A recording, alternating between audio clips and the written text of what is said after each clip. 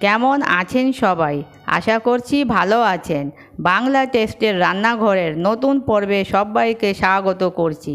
আমি আপনাদের সাথে ডিম দিয়ে বানানো রেসিপি শেয়ার করব। আপনারা খুবই ঝটপট বানিয়ে নিতে পারবেন, খেতে অসাধারণ লাগে। আশা করছি আজকের রেসিপিটা আপনাদের সবাইদের কাছে ভীষণ ভালো লাগবে এবং উপকারে আসবে।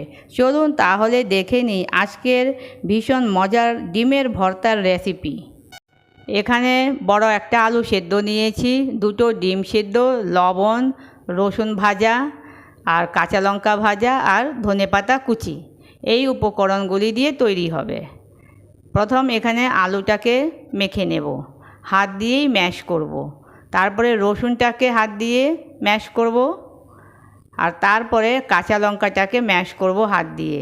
আপনারা যদি ইচ্ছে করে আপনাদের, তাহলে শুকনো লাল লঙ্কাও ভেজে নিতে পারেন। আমরা তো লাল লঙ্কা খাই না, তাই। এবার ধনেপাতাটাকে মিশিয়ে নিচ্ছি আর সবগুলি উপকরণকে খুব ভালো করে ম্যাশ করব। এই যে এখন ডিম সিদ্ধটাকেও ম্যাশ করে নিচ্ছি আলুর সাথে। দুটো ডিম সিদ্ধ, কুসুমটা তো খুব তাড়াতাড়ি ম্যাশ হয়ে যায়। হোয়াইট পোর্শনটা যে আছে ডিমের, সেটাকে ভালো করে একটু হাত দিয়ে ম্যাশ করতে হবে, একদম আলুর সাথে মিশিয়ে দিতে হবে যাতে বোঝা না যায়। এত করে ম্যাশ করতে হবে। এই দেখুন আমি যেইভাবে করছি আপনারাও এইভাবেই করবেন, অনেক তাড়াতাড়ি হয়ে যায়। এখনও কি আপনারা আমার চ্যানেলটাকে সাবস্ক্রাইব করেননি? সাবস্ক্রাইব করে নেবেন আর লাইক করে দেবেন। এই দেখুন কী সুন্দর এরকম করে করে আমি পুরো ডিমের হোয়াইট পোর্শনটাকে মিশিয়ে নিয়েছি আলুর সাথে।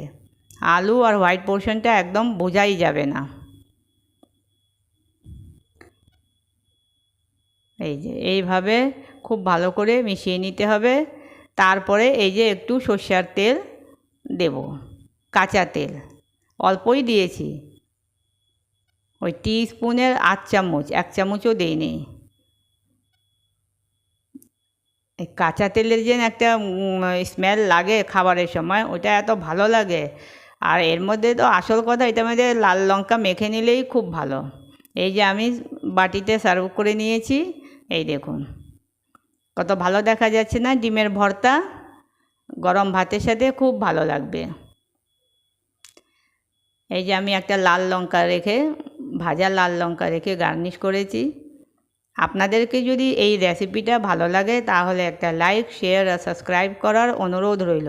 আপনারা সাবস্ক্রাইব করেন বন্ধুরা, তারপরে ওটাকে আবার ক্যান্সেল করে দেন সাবস্ক্রাইব।